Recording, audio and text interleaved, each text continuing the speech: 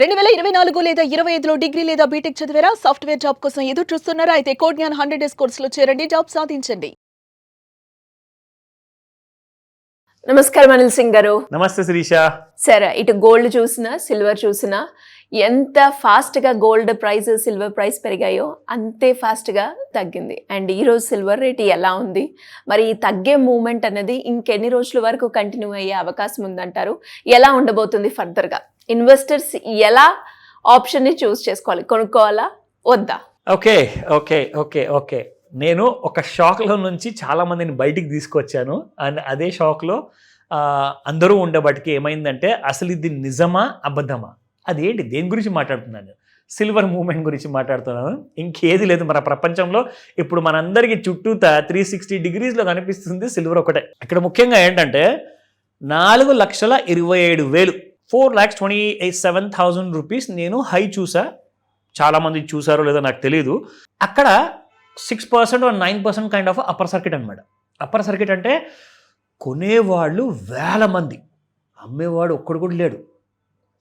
నీ దగ్గర ఎంత సిల్వర్ ఉంది ఖాన్ అని చెప్పేసి ఒక డైలాగ్ ఉంది కదా సినిమాలో, మన రామ్ చరణ్ గారి సినిమాలో.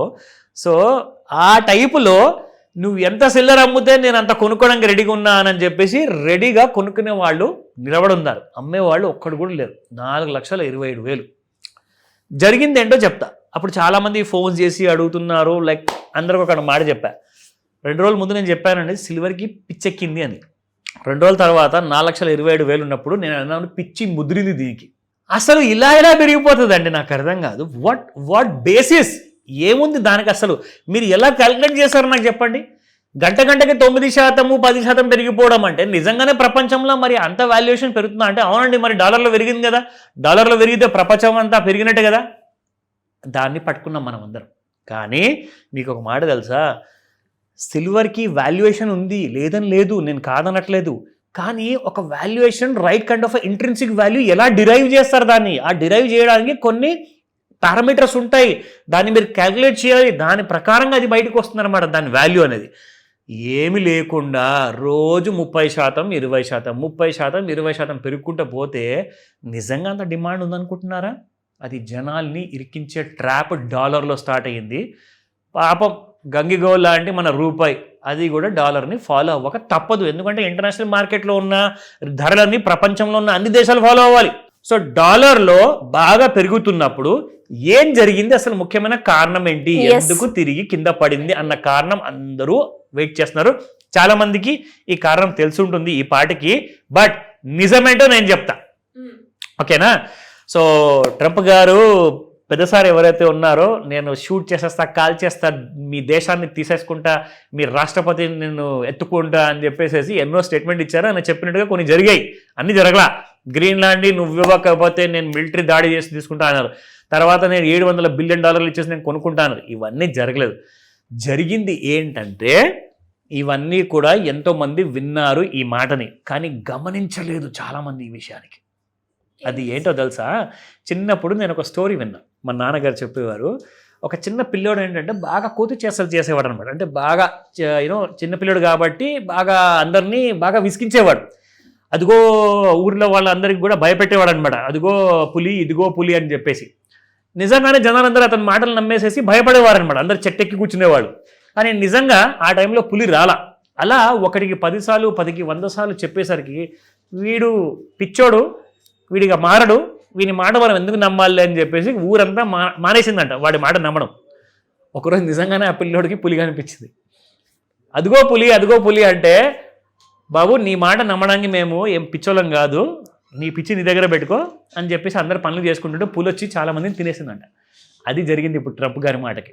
సో ఇప్పుడు నిజం ఏంటంటే ట్రంప్ గారికి ఫెడరల్ రిజర్వ్ చైర్మన్ గారికి ఇద్దరికి పడదు. అదేంటి, దానికి దీనికి అసలు కనెక్షన్ ఏంటి అంటారా? ఎందుకంటే ఫెడరల్ రిజర్వ్ చేతుల్లో ఉంటుంది డాలర్ ఇంట్రెస్ట్ రేట్ తగ్గించాలా పెంచాలా. లైక్ మన ఇండియాలో రిజర్వ్ బ్యాంక్ ఆఫ్ ఇండియా చేతిలో ఉంటుంది అనమాట, గవర్నర్ చేతిలో. సో ప్రతి దేశంలో ఉన్న సెంట్రల్ బ్యాంక్కి ఒక అటానమస్ పవర్స్ ఉంటాయన్నమాట. ఆయన రాష్ట్రపతిని కూడా కావాలంటే ఎదిరించవచ్చు. సో పవల్ అంటే ఆయన పేరు జిరోమ్ పవల్ అనమాట. ఆయన ఏమన్నాడంటే, మీరు ఏం చేసుకుంటారో చేసుకోండి, మీరు చెప్పినట్టుగా నేను వినా, ఎకానమీ సబ్జెక్టు నా ప్రయారిటీ, నా కోర్ సబ్జెక్ట్ అది. మీరు ఇందులోకి యాజ్ అ రాజకీయ నాయకుడిగా మీరు రాకూడదు, మీ పని మీరు చూసుకోండి అన్నాడు. ఆయన వినట్లేదు. ఆయన మాత్రం ఇంట్రెస్ట్ తగ్గించట్లేదు. ఇంట్రెస్ట్ రేట్ తగ్గించకపోతే ఏమవుతుంది అంటే డాలర్ వీక్ అవుతుంది అన్నమాట. డాలర్ వీక్ అయితే ఏమవుతుంది, గోల్డ్లో సిల్వర్లో పెట్టుబడులు పెరుగుతాయి. ఎందుకంటే డాలర్ మీ దగ్గర పెట్టుకుని దాని విలువ, ఇప్పుడు మీ దగ్గర రూపాయి ఉందండి, ఆ రూపాయితో మీరు ఏదైనా కొనుక్కోగలుగుతారా? దాని విలువ పడిపోతుంది. మీరు 100 రూపాయలు లేదా 1000 రూపాయలు పెడితేనే మీరు ఒక వస్తువు కొనొచ్చు. సో కాబట్టి రూపాయి విలువ ఇక్కడ పడిపోతే డాలర్ పడిపోతే ఏం జరిగిందంటే అందరూ కూడా మిగతా దేశాల దగ్గర డాలర్ ఉన్న వాళ్ళు ఏం చేశారంటే డాలర్ తీసుకెళ్లి చెత్తకుండలో పడేసి మనం గోల్డ్ కొనుక్కుందాం, సిల్వర్ కొనుక్కుందాం అని చెప్పి కొనడం మొదలుపెట్టారు. అక్కడి నుంచి ఏం జరిగిందంటే సడన్ గా ఇలా వీరు చెప్తే వినర్రా అని చెప్పేసి ట్రంప్ గారు ఏం చేశారంటే రాబోయే ఈ 2026 మే నెలలో జిరోమ్ పవల్ గారు దిగిపోతున్నారు. ఆయన టర్మ్ అయిపోయిందనమాట. మేలో ఆయన దిగాల్సిందే. ఇప్పుడు కొత్త గవర్నర్ రావాలి, కొత్త ఫెడ్ చైర్మన్ రావాలి. సో ఇమ్మీడియట్గా ట్రంప్ గారు అనౌన్స్ చేసేసారు, మిస్టర్ వాష్ అని చెప్పేసి ఎవరైతే ఉన్నారో ఆయనని నేను ప్రకటిస్తున్నాను అని చెప్పేసి చెప్పంగానే డాలర్ రాకెట్ స్పీడ్లో పెరిగింది. ఎందుకు అలా పెరిగింది? బికాస్ ఆ వాష్ ఎవరైతే ఉన్నారో ఆయన ట్రంప్ గారికి చాలా క్లోజు. ఇంతకు ముందుకు జార్జ్ డబ్ల్యూ బుష్ గారు సేమ్ రిపబ్లికన్ పార్టీ నుంచి ప్రెసిడెంట్ ఉన్నప్పుడు కూడా ఈయనే ఉన్నానట ఆ టైంలో కూడా. సో అదే మనిషి ఎవరైతే మనకు ఫేవర్ చేస్తాడో అతన్నే ఎప్పుడు ఫెడ్ చైర్మన్గా చేయబోతున్నారు కాబట్టి ఆటోమేటిక్గా డాలర్ పెరిగింది. కానీ ఇది నిజంగా ఇంట్రెస్ట్ రేట్స్ అలా తగ్గించేది వచ్చే మే నెలలో అండి.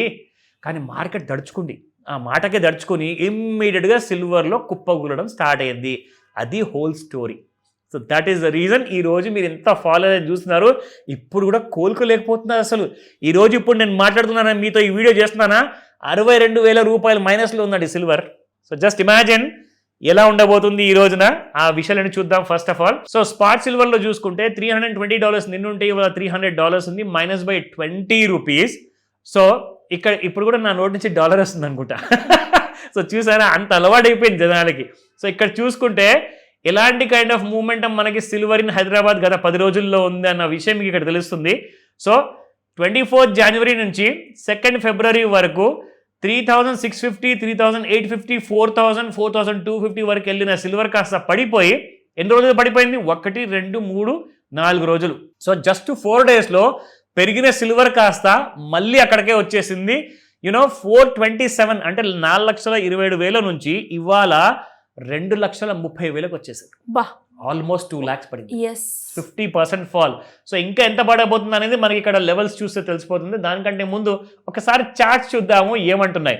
ఇక్కడ మీరు చూసుకుంటే ఎక్కడో పైన గాల్లో తేలుతున్న రేట్స్ కాస్త మన చార్ట్స్ కూడా చూపించలేకపోతున్నాయి నిజంగా చెప్పాలి అంటే. సో కంప్లీట్గా గ్యాప్ డౌన్ ప్రస్తుతానికి నడుస్తుంది. సో ఎలాంటి టూల్ కూడా ప్రస్తుతానికి పని చేయదు. అదేంటి మరి ఇన్ని రోజుల నుంచి టూల్ని నమ్మమని చెప్పారు కదా అంటే ఈ మూమెంట్ ఉంది బాబు. ఎగ్జాక్ట్లీ ఈ మూమెంట్ లోనే అది పని చేయదు. న్యూస్ డామినేట్ చేస్తున్నప్పుడు టెక్నికల్స్ పనికి రావు, గుర్తుపెట్టుకోండి ఈ మాట. ఎందుకంటే టెక్నికల్స్ పని చేయాలి అంటే అంత కూల్గా ఉండాలి, రిలాక్స్గా ఉండాలి. ఆ టైంలోనే మీకు టూల్స్ పని చేస్తాయి. ఎందుకంటే ప్రతిదానికి ఒక లిమిటేషన్ ఉంటుందండి.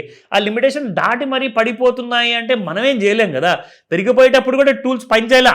ఎందుకంటే గంటకి 10% పెరిగితే హౌ ఇస్ ఇట్ పాసిబుల్ చెప్పండి నాకు అసలు. సో కాబట్టి ప్రస్తుతానికి మార్కెట్లో కాస్తంత దూరం ఉండి చూడండి. ట్రేడర్స్కి నేను చెప్తాను.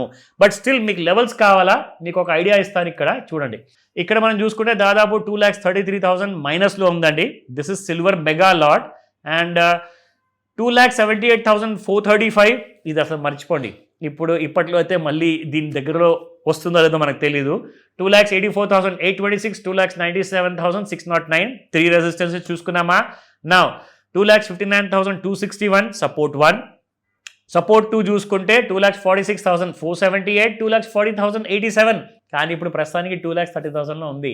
ఈ థర్డ్ సపోర్ట్ కూడా దాటి కింది గోతుల్లోకి వెళ్ళిపోయింది, పాతాళంలోకి వెళ్ళిపోయింది. ఏం చేయాలి? వెయిట్ చేయండి అని చెప్తాను. ఇంకా తగ్గుతుందా సార్? తగ్గే అవకాశాలు కనపడుతున్నాయి. అంటే మీరేమన్నా నెంబర్ చెప్పగలుగుతారా సార్? ఈ రేంజ్ మధ్యలో ఉంటుందా? సి ఇది రికమెండేషన్ కాదు. ఒకవేళ మీరు నంబర్ అడిగారంటే నేను జస్ట్ ఒక ఎడ్యుకేటివ్ ఇన్ఫర్మేషన్ కోసం మాత్రమే చెప్తున్నాను. బేసిక్గా ఏంటంటే 1,53,000 ఒక చాలా స్ట్రాంగ్ సపోర్ట్ అనమాట. కానీ అక్కడ దాకా వచ్చే అవకాశాలు చాలా తక్కువగా ఉన్నాయి. 2 లక్షలు లేదా 2,25,000 ఆగాలి. సో కాబట్టి మీరు చేయాల్సిందల్లా ఏంటంటే మిమ్మల్ని అందరినీ భయపెట్టడానికి నేను చెప్పట్లేదు. అక్కడ దాకా రావచ్చు నాకు తెలీదు. బట్ సపోర్ట్స్ ఉన్నాయి అక్కడ. సో జాగ్రత్తగా ఏదైనా చేయాలి అనుకుంటే మాత్రం కాసంత దూరంగా ఉండండి. ఫ్రెష్ పొజిషన్స్ తీసుకునే ముందు ఏదైనా డౌట్స్ ఉంటే కాల్ చేయండి, తప్పకుండా హెల్ప్ చేస్తా. ఎందుకంటే ఇలాంటి క్రైసిస్లో మీకు హెల్ప్ చేస్తాను తప్పకుండా. Thank you so much. Welcome Sirisha.